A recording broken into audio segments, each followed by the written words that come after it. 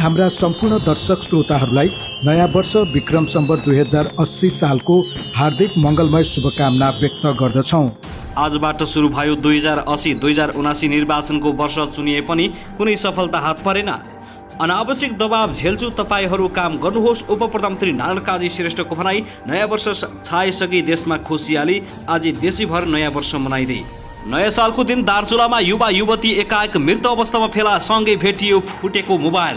कसले गर्यो हत्या या आत्महत्या, यसबारे सम्पूर्ण जानकारी। वैशाख 9 गते गण्डकीमा विशेष अधिवेशन बोलाउने तयारी। सर्वोच्च अदालतमा प्रधानमन्त्री प्रचण्डको लिखित जवाब। 5000 व्यक्तिको मृत्युको जिम्मेवारी लिएको अवस्था होइन, सरकारलाई मेयर बालेन्द्र शाहले भने। काठमाडौँको हितमा काम नगर्ने भए सिंहदरबार अर्कै पालिकामा साह्रै हुन्छ। अनावश्यक दबाव झेल्न नसक्ने बालेन्द्र शाहको भनाई। रासोपा सांसद ढाका प्रसाद श्रेष्ठलाई हटाएको पत्र रासोपाले संघीय संसद सचिवालयमा दर्ता गरायो। सर्वोच्चमा प्रधानमन्त्री प्रचण्डको लिखित जवाब, रिट खारेज गर्न अनुरोध। आखिर किन? रूपन्देहीको सिरियाका 250 घरधुरीलाई जग्गा धनी प्रमाण वितरण गरिँदै। यी हुन् 2079 सालमा घटेका महत्त्वपूर्ण राजनीतिक घटनाहरू। नयाँ वर्षको शुभकामना दिँदै पूर्व राजा ज्ञानेन्द्र शाहको राजनीतिक दलहरूप्रति आक्रोश। जनतामा आक्रोश बढ्नु स्वाभाविक हो, गल्ती सच्याउनतिर लागौं। पूर्व राजा ज्ञानेन्द्र शाह। राजगद्दी छोडेको मैले यही गर्नको लागि भन्दै भए आक्रोशित, देश बर्बाद पारेको आरोप।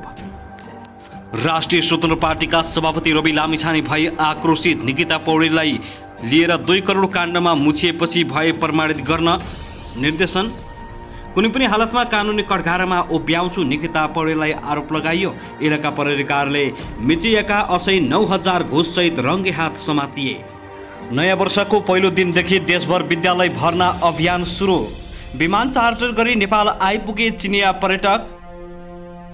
निकै भिडभाड हुने कार्यालय आजकल देखिन थाले सुनसान। बैतडीमा जीव दुर्घटना, मृतकको शव परीक्षण हुन सकेन, आखिर किन? नयाँ वर्षको शुभकामना दिँदै प्रधानमन्त्री भन्छन्, आर्थिक र सामाजिक जीवनमा रचनात्मक परिवर्तन ल्याउनेछौँ। आजदेखि विक्रमसम्म 2080 सुरु। नयाँ वर्ष मनाइँदै निर्वाचनमय 2079 राजनीतिक अस्थिरता उस्तै, आर्थिक रूपमा दशक नै निराशजनक।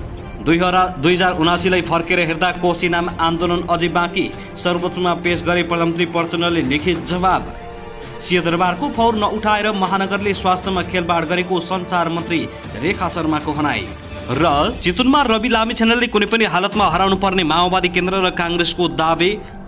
रेणु दाहालले गरिन् रवि लामिछानेलाई यस्तो व्यङ्ग्य। 4वटी श्रीमती, 2 करोड काण्ड, 2वटा पासपोर्ट, 2वटा नागरिकता भएको नागरिकलाई नेपाली नागरिक भन्न सकिँदैन। चितवनबाट लखट्नुपर्छ। अब हेर्नुहोस् पुरा समाचार। दर्शकबिन नमस्कार, युट्युब च्यानल नेपाली खबर मिडियामा तपाईहरूलाई हार्दिक स्वागत छ। यदि हाम्रो च्यानललाई अहिलेसम्म सब्सक्राइब गर्नुभएको छैन भने सब्सक्राइब गरी नजिक रहेको बेल आइकन दबाई हामीसँग जोडिनुहोला। दर्शकबिन सदाझै आज पनि हामी तपाईहरुमाझ देशभरका विभिन्न समाचारका साथ उपस्थित भइसकेका छौँ। यो भिडियोलाई अन्तिमसम्म हेरी हामीले साथ दिनुहोला। दर्शकबिन हाम्रो मेहनतको लागि एउटा सानो लाइक गर्न भने नभुल्नुहोला। कहाँदेखि हेर्दै हुनुहुन्छ, के भन्न चाहनुहुन्छ, तपाईँको मनमा प्रतिक्रिया कमेन्ट बक्समा छोड्न नभुल्नुहोला। दर्शक के तपाईँ हाम्रो च्यानलमा नियमित श्रोता हुनुहुन्छ? यदि नियमित हुनुहुन्छ भने तल कमेन्ट बक्समा नियमित अथवा रेगुलर लेख्नुहोस्। नयाँ हुनुहुन्छ भने सब्सक्राइब गरी जोडिनुहोस्, ताकि हरेक अपडेटका साथ हामी तपाईहरुमा छलफल उपस्थित भइराख्नेछौँ। हाम्रा समाचारहरू तपाईहरूलाई के कस्तो लागिरहेका छन्, सल्लाह सुझाव प्रतिक्रिया कमेन्ट बक्समा छोड्न नभुल्नुहोला।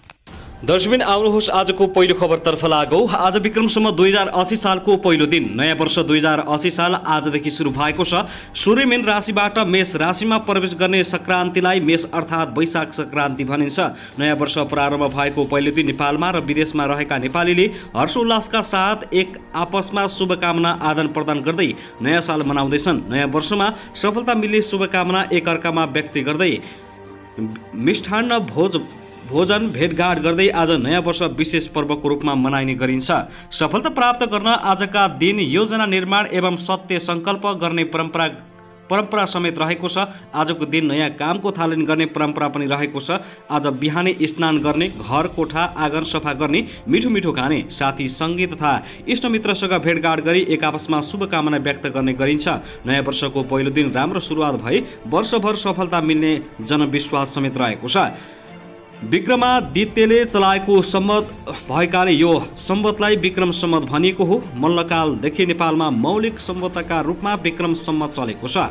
नेपालमा मात्र मौलिक रूपमा यो सम्वत चल्छ। भारतमा सरकारी सम्वत सन् सम्वत भए पनि व्यवहारमा इस्वी सम्वत चलेको हो। दर्शकबिन त्यसगरी आउनुहोस् अब अर्को खबरतर्फ लागौँ। सर्वोच्च अदालतमा प्रधानमन्त्री पुष्पकमल दाहाल प्रचण्डले आफू विरुद्ध दायर भएको रिट निवेदनमा लिखित जवाब पेश गर्दै रिट निवेदन खारेज गर्न माग गरेका छन्। महान्यायाधीश वक्ता कार्यालय मार्फत हिजो बिहिबार सर्वोच्च अदालतमा बुझाएको प्रधानमन्त्रीको 13 बुँदे लिखित जवाबमा आफू विरुद्ध दायर रिट निवेदनमा कुनै पनि संवैधानिक आधार र कारण नभएकाले खारेज गर्नुपर्ने बताएका हुन्। नेपालको संविधानको धारा 17 को उपधारा 2 को खण्ड क मा विचार र अभिव्यक्तिको स्वतन्त्रता मौलिक हकका रूपमा रहेको छ। सबै नागरिकले समान रूपमा उक्त हकको प्रयोग गर्न सक्ने नै हुन्छ। राजनीतिक व्यक्तिले राजनीतिक विचारधारा राखेकै आधारमा कसुरदार सरह व्यवहार गरी कारबाहीको दायरामा समेट्न खोज्नु विद्यमान फौजदारी कानुन र न्यायका मान्य सिद्धान्त समेत अनुकूल देखिँदैन। लिखित जवाबमा भनिएको छ, उल्लेखित आधार तथा कारणबाट प्रस्तुत निवेदन खारेज भागी छ। खारेज गरी पाउन सम्मानित अदालत समक्ष सादर अनुरोध गर्दछु, प्रचण्डले भनेका छन्। देशमा सशस्त्र द्वन्द्व चलेको अवधिमा राज्य पक्ष र विद्रोही पक्ष दुवै पक्षका मानिसहरूले ज्यान गुमाएको र विस्थापित भएको अवस्था भएको र उक्त घटनाबाट भएको धनजनको क्षतिलाई विस्तृत शान्ति सम्झौता र त्यसपछि बनेको संविधान र कानुनले व्यवस्थापन गर्ने सुनिश्चितता प्रकट गरिसकेको लिखित जवाफमा उल्लेख गरिएको छ। द्वन्द्वकालमा मारिएका भनिएका सबै मानिसको जिम्मा विद्रोही पक्षले लिनुपर्छ भनी विस्तृत शान्ति सम्झौता र सोको आधारमा बनेको संविधानको मर्म र भावना विपरीत एकपक्षीय छ। लिखित जवाफमा भनिएको छ, हामी विरुद्ध लगातार प्रहार हुन थालेकाले तत्कालीन राज्य पक्षलाई जिम्मेवार नबनाएको प्रसङ्गमा राजनीतिक रूपले वाद प्रतिवाद संवाद गर्ने क्रममा प्रसङ्गवश व्यक्त भएको अभिव्यक्तिलाई विशुद्ध राजनीतिक प्रसङ्गमा व्यक्त भएको न्यायिक प्रक्रिया बाहिरको विचार वा अभिव्यक्तिसँग सम्बन्धित विषय मान्नुपर्ने हुन्छ। सङ्क्रमणकालीन न्यायका सम्बन्धमा सर्वोच्च अदालतबाट विभिन्न मुद्दामा भएका फैसला एवं आदेश अनुरोध तथा बेपत्ता पारिएका व्यक्तिको छानबिन सत्य निरूपण तथा मेलमिलाप आयोग ऐन 2071 समय अनुकूल परिवर्तन गरी जतिसक्दो चाँडो समस्याको समाधान हुनुपर्दछ भन्नेमा आफू प्रतिबद्ध रहेको समेत प्रचण्डले जवाफमा लेखेका छन्। लिखित जवाफमा भनिएको छ, मिति 2076 10 महिना 1 गते 5000 व्यक्ति मारेको भनी नैतिक जिम्मेवारी लिने साबिती बयान दिएको र सो आधारमा तत्काल प्रचलित कानुन बमोजिम पक्राउ गरी सजाय गर्नुपर्ने भनी रिट निवेदनले लिनुभएको जिकिर सम्बन्धमा प्रथम त रिट निवेदनमा उल्लेख भए जस्तो 5000 व्यक्तिको मृत्यु जिम्मेवारी लिएको अवस्था होइन। बेपत्ता पारिएका व्यक्तिको छानबिन सत्य निरूपण तथा मेलमिलाप आयोग 2071 लाई पुनः समिति 2079 गत फागुन 25 मा परिमार्जन सहित संशोधन विधेयक प्रतिनिधि सभामा पेश भई हाल विचाराधीन अवस्थामा रहेको लिखित जवाफमा बताएका छन्। साथै आउनुहोस् अब अर्को खबरतर्फ लागौँ। दार्चुलामा एक युवक र युवतीको शव फेला परेको छ। जिल्लाको नौगाड गाउँपालिका 4 सिप्टी जाने बाटो बेसी डाँडामा अन्दाजी 23-24 वर्षका जस्ता लाग्ने युवक र युवतीको शव फेला परेको हो।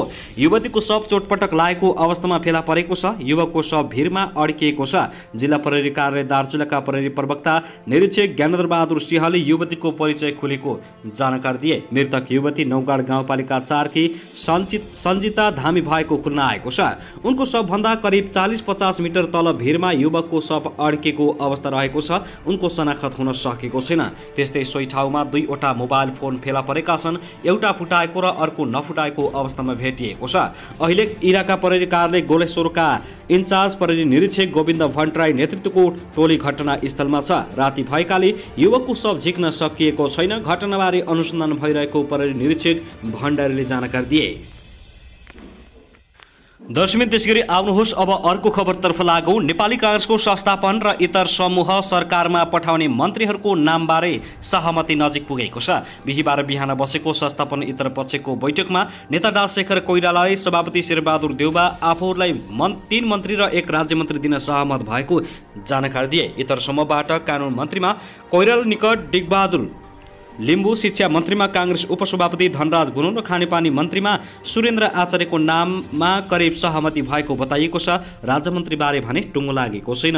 त्यस्तै संस्थापन पक्षबाट एनपी साउथ परराष्ट्र मन्त्री र मोहन बस्नेत स्वास्थ्य मन्त्री बन्ने बताइएको छ। यद्यपि वैशाख 10 को उपनिर्वाचनपछि मात्रै मन्त्रीको शपथ हुने भएकाले अझै मन्त्री बन्नेहरूको नाम आधिकारिक रूपमा भने टुङ्गाइएको छैन।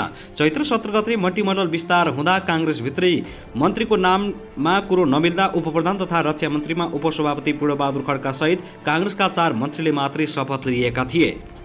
दर्शकबिन त्यसगरी आउनुहोस् अब अर्को खबरतर्फ लागौँ। राष्ट्रिय सूत्र पार्टी रासपाले ढाका कुमार श्रेष्ठलाई पार्टीबाट निष्कासन गरेको जानकारी सङ्घीय संसद सचिवालयलाई दिएको छ। रासपा संसदीय दलका नेता डोलप्रसाद अर्यालले सङ्घीय संसद सचिवालयलाई महासचिवलाई लेखेको पत्र बिहीबार दर्ता गराएका हुन्। प्रतिनिधि सभा सदस्य ढाका कुमार श्रेष्ठलाई पार्टीले 2079 चैत्र 29 गते विधानको व्यवस्था अनुसार कारबाही गरेको जानकारी अर्यालले संसद सचिवालयलाई जानकारी गराएका छन्। केन्द्रीय समितिको बैठकले पार्टी विधानको धारा 56 बमोजिम पार्टी सदस्य तथा प्रतिनिधि सभा सदस्य ढाका कुमार श्रेष्ठको पार्टीको साधारण सदस्यता खारेज दलबाट निष्कासन गरेको निर्णय गरेको जानकारी गराइन्छ। पत्रमा भनिएको छ, सो निर्णय बमोजिम निजको सांसद पद रिक्त हुने भएकाले उक्त रिक्त पदमा कानुन बमोजिम पद पूर्तिका लागि आवश्यक प्रक्रिया अगाडि बढाउनु हुन अनुरोध सहित राजनीतिक दल सम्बन्धी ऐन 2073 को दफा 34 बमोजिम सादर सूची गराउँदछौँ।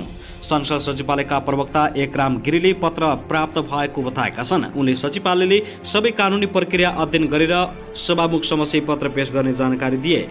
श्रेष्ठले स्वास्थ्य तथा जनसङ्ख्या मन्त्री बन्नका लागि पार्टीको कोर टिमले 2.5 करोड पैसा मागेको र त्यसको व्यवस्थापन गर्न मेडिकल व्यवसायी दुर्गा परसाईसँग गरेको संवादले अडियो सार्वजनिक भएपछि राष्ट्रपालले साधारण सदस्य समेत नरहने गरी कारबाही गरेको हो। साथै आउनुहोस् अब अर्को खबरतर्फ लागौँ। आज वैशाख 1 गतेदेखि नयाँ भर्ना अभियान सुरु हुने भएको छ। नयाँ भर्ना अभियान 2 हप्तासम्म सञ्चालन हुने शिक्षा विज्ञान तथा प्रविधि मन्त्रालयको शिक्षा तथा मानव स्रोत विकास केन्द्रका उपमहानिर्देशक रुद्रप्रसाद अधिकारीले जानकारी दिए। सरकारले नयाँ शैक्षिक सत्रको भर्ना अभियानका लागि नयाँ नारा समयमी ज्ञान गुणस्तरीय शिक्षा सबैको अभियान सार्वजनिक गरिसकेको छ। वैशाख 1 गते यानिकि आज सुरु भई चैत्र मसन्तसम्म शैक्षिक सत्र कायम भएको छ। विकास केन्द्रले शैक्षिक सत्र 2080 को विद्यार्थी भर्ना सञ्चालन गर्ने व्यवस्था मिलाउन भर्ना हुन आउने बालबालिकाले तत्काल भर्ना गरी स्वागत गर्ने र निःशुल्क पाठ्य पुस्तक उपलब्ध गराउन सबै स्थानीय तह शिक्षा विकास तथा समन्वय इकाइ र विद्यालयहरूलाई निर्देशन दिइसकेको छ। विकास केन्द्रले आफ्नो क्षेत्रभित्र विद्यालय उमेरका 100% बालबालिकाका समयमै विद्यालय भर्ना गराई भर्ना सकिए लगतै बालबालिका विद्यालय बाहिर नभएको सघोषणा गर्न पनि आग्रह गरेको हो। साथै यता भने राष्ट्रिय सूत्र पार्टीका सांसद ढाका कुमार श्रेष्ठले आफूसँग 2 करोड रुपियाँ मागेको भिडियो सार्वजनिक गरेर चर्चामा आएका मेडिकल व्यवसायी दुर्गा परसाईले उक्त पार्टीका थप 3 जना सांसदको अडियो सार्वजनिक गर्ने बाँकी रहेको बताएका छन्। डीसी नेपाललाई भिडियो अन्तर्वार्ता दिँदै परसाईले रासपाका संसदमा मिठो भाषण गर्ने 3 जना सांसदको अडियो रेकर्ड आफूसँग रहेको दावी गर्दै ती अडियो सार्वजनिक गर्न बाँकी रहेको बताएका हुन्। परसाईसँग 2 करोड मागेको अडियोको छानबिनपछि पार्टीले सांसद श्रेष्ठलाई बुधबार नै निष्कासन गरेको छ। परसाईले पहिलो अडियोको तरङ्ग अझै नसकेको उल्लेख गर्दै त्यसको छाल रोकिएपछि अर्को अडियो सार्वजनिक गर्ने बताएका छन्। व्यवसायी परसाईले संसदमा मिठो भाषण गर्ने तर भित्री आचरण खराब भएका सांसदको अडियो आफूसँग रहेको र त्यो उचित समयमा सार्वजनिक गर्ने चेतावनी दिएका छन्। साथै आउनुहोस् अब अर्को खबरतर्फ लागौँ। रौतहटको गरुडा नगरपालिका कार्यालयमा तोडफोड गर्ने प्रदर्शनकारी र प्रहरीबीच झडप भएको छ। झडपका क्रममा 6 जना प्रहरी र 1 जना प्रदर्शनकारी घाइते भएका छन्। झडपमा परेर गरुडा नगरपालिका 5 का गजेन्द्र शाह घाइते भएको इलाका प्रहरी कार्यालय गरुडाले जनाएको छ। सोही नगरपालिकाको नगर प्रमुखका प्रत्याशी दीपक यादवले गरुडा नगरपालिकाको कार्यालयमा तालाबन्दी गर्न खोजेपछि विवाद भएको र झडप भएको प्रहरीले जनाएको छ। झडप नियन्त्रणमा लिन प्रहरीले असुर ग्यासका साथै हवाई फायर गरेको थियो। प्रदर्शनकारीको ढुङ्गामुढाबाट नगरपालिका वरिपरि रहेका सवारी साधनमा समेत क्षति पुगेको छ। प्रहरीले दीपक यादव सहित 4 जनालाई नियन्त्रणमा लिएर आवश्यक अनुसन्धान गरिरहेको जिल्ला प्रहरी कार्यालय रौतहटका प्रहरी उपरीक्षक वीरबहादुर बुढा मगरले जानकारी दिए। गरुडा नगरपालिकामा व्यापक भ्रष्टाचार गरेको भन्दै पछिल्लो समयमा आन्दोलन गर्दै आएका स्थानीय दीपक यादवले बुधबार गाउँलेलाई उचालेर नगरपालिकाको कार्यालयमा तालाबन्दी गर्न गरुडा आएका थिए। मानिसहरूको भिडलाई देखेपछि नजिकै रहेको इलाका प्रहरी कार्यालयबाट प्रहरी निरीक्षक वीरेन्द्र पासवानको कमान्डोमा रहेका सुरक्षाकर्मीले नगरपालिकालाई सुरक्षा दिन थालेका थिए। नगरपालिकाको कार्यालयमा ताला लगाउन खोज्दा दीपक यादवको समूहलाई प्रहरीले रोकेपछि प्रदर्शनकारीले ढुङ्गामुढा प्रहार गर्दै टिप्पर मोटरसाइकल कार्यालयको झ्यालमा समेत क्षति पुर्याएका छन्। प्रदर्शन चर्किएपछि प्रहरीले 11 राउन्ड हवाई फायर गरेर स्थितिलाई नियन्त्रणमा लिएको एसपी बुढामगरले जानकारी दिए। प्रदर्शनकारीको ढुङ्गामुढाबाट नगरपालिकाका वरिपरि रहेका सवारी साधनमा क्षति भएको छ भन्ने प्रहरी र निरीक्षक सहित 4 जना प्रहरी घाइते भएका छन्। यसैबीच प्रहरीको गोली लागेर घाइते भएका यादवको पाखुरामा गोली वारपार भएपछि स्थानीय अस्पतालमा सामान्य उपचारपछि थप उपचारका लागि नारायणी अस्पताल वीरगञ्ज पठाइएको स्थानीयले बताएका छन्। साथै आउनुहोस् अब अर्को खबरतर्फ लागौं। बल्थलीमा खुर्पाले हानेर छोराले आमाको हत्या गरेका छन्। बुधबार काभ्रेको पनौती नगरपालिका 11 बल्थलीमा बस्दै आएका 52 वर्षीय राजेन्द्र भनिने विश्वबन्धु थापाले 91 वर्षीय आमा कान्छी थापाको खुर्पाले हानेर हत्या गरेका हुन्। जिल्ला प्रहरी कार्यालय काभ्रेका सूचना अधिकारी तथा प्रहरी नायब उपरीक्षक ढुण्डीराज नेपालले थापाले धारिलो हतियार खुर्पाले टाउकोमा हानेर 91 वर्षीय आफ्नै आमालाई घटनास्थलमै मारेका हुन्। आमालाई आफूले मात्रै स्याहार गर्नु परेको थापाको भनाइ छ। यद्यपि थापाले मानसिक रोगको औषधि खाइरहेको समेत पाइएको छ। प्रहरीले मानसिक रूपमा स्वस्थ नरहेको उनले कुनै कारणवश आवेगमा आमामाथि खुर्पा प्रहार गरेर हत्या गरेको हुन सक्ने अनुमान गरिएको छ। डीएसपी न्यौपानेका अनुसार थापालाई पक्राउ गरी घटनाबारे थप अनुसन्धान भइरहेको छ। साथै आउनुहोस् अब अर्को खबरतर्फ लागौं। यस वर्षको माध्यमिक शिक्षा परीक्षा एसी सकिएको छ। यही चैत्र 17 गतेदेखि देशभर एकैसाथ सुरु भएको परीक्षामा छिटपुट घटना बाहेक शान्तिपूर्ण रूपमा सम्पन्न भएको एसीका परीक्षा नियन्त्रक विष्णुनारायण श्रेष्ठले जानकारी दिए। देशका 77 जिल्लाका 2036 परीक्षा केन्द्र सहित जापानमा एक गरी 2037 परीक्षा केन्द्रबाट एकैसाथ परीक्षा सम्पन्न भएको उनले बताएका छन्। छिटपुट घटना बाहेक सबै परीक्षा केन्द्रमा शान्तिपूर्ण रूपमा परीक्षा सम्पन्न भएको छ। घटना भएका केन्द्रका केहीलाई कानुनी दायरामा ल्याएका छौं। उनका अनुसार यस वर्ष परीक्षामा 4,84,227 परीक्षार्थी सहभागी थिए। यस वर्षको एसीएमा सहभागी हुन विक्रमसम्म 2078 मा कक्षा 9 मा रजिस्ट्रेसन भर्ने 5,16,591 विद्यार्थी मध्ये कक्षा 10 मा आउँदा 32,364 विद्यार्थी घटेर 4,84,227 भएका थिए। नेपालबाट रोजगारका लागि जापान पुगेका अभिभावकका 14 जना छोराछोरीले यस वर्ष जापानबाटै परीक्षा दिएका छन्। जापान सरकारको अनुमतिमा नेपाली पाठ्यक्रममा पढाइ हुने टोकियोको एक शैक्षिक संस्थाबाट उनीहरू परीक्षामा सहभागी भएको परीक्षा नियन्त्रक श्रेष्ठले जानकारी दिए। परीक्षामा सबैभन्दा धेरै बागमती प्रदेशबाट 1,06,959 विद्यार्थी र सबैभन्दा थोरै कर्णाली प्रदेशबाट 41,329 परीक्षार्थी सहभागी थिए। प्राविधिक तर्फबाट करिब 15,000, संस्कृतिमा पढाइ हुने 65 विद्यालयका 2,982 र 50 जना दृष्टिविहीन परीक्षार्थी परीक्षामा सहभागी थिए। कार्यालयले एसी परीक्षाको नतिजा असार तेस्रो साता सार्वजनिक गर्ने योजना बनाएको छ।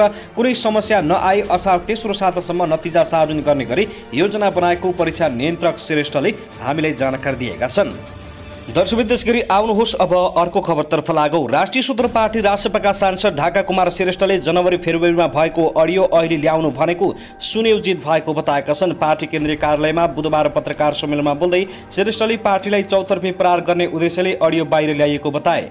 जनवरी फेब्रुअरीमा भएको अडियो अहिले आएर हाल्नु भनेको एउटा सुनियोजित किसिमले हाम्रो पार्टीलाई चारैतिरबाट प्रहार गरिएको हो। उपनिर्वाचनमा हाम्रा 3 वटै उम्मेदवारलाई हराउन यो अडियो बाहिर ल्याइएको हो। उनले भने पार्टीलाई माया गर्ने सबै शुभचिन्तकहरूलाई हाम्रा 3 क्षेत्रका उम्मेदवारलाई जिताइदिन आग्रह गर्न चाहन्छु। उनले यो अडियो जसले जहाँ पनि जसरी पनि बनाउन सक्ने भन्दै सम्पादन गरे जोडजाड गरेर बनाएको र आफू त्यसमा संलग्न नभएको दाबी गरे।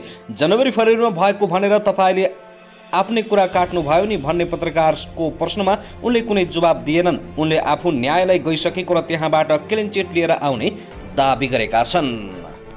त्यसैगरी आउनुहोस् अब अर्को दुःखद खबरतर्फ लागौं। सिन्धुलीको कमलामाई नगरपालिका 3 मा भारतीय नम्बर प्लेटको कार दुर्घटना हुँदा 4 जनाको मृत्यु भएको छ। 3 जनाको घटनास्थलमै र 1 जनाको अस्पतालमा मृत्यु भएको प्रहरीले जानकारी दिएको हो। 1 जनाको सिन्धुली अस्पतालमा उपचारको क्रममा बिहान 4:30 बजे मृत्यु भएको हो। बीपी राजमार्ग हुँदै काठमाडौँ आउँदै गरेको BRDD 0687 नम्बरको कार राति 12:30 बजे कमलामाई स्थित गढी गेट नजिक दुर्घटना भएको नायब उपरीक्षक तथा जिल्ला प्रहरी कार्यालय सिन्धुलीका प्रवक्ता चिरञ्जीवी दाहालले जानकारी दिए। कार करिब 500 मिटर तल खसेको थियो। मृत्यु भएकाको शनाखत भइ नसकेको प्रहरीले जनाएको छ। कारमा 5 जना सवार थिए। अहिले मृतकको शव निकाल्ने काम भइरहेको प्रहरीले जनाएको छ।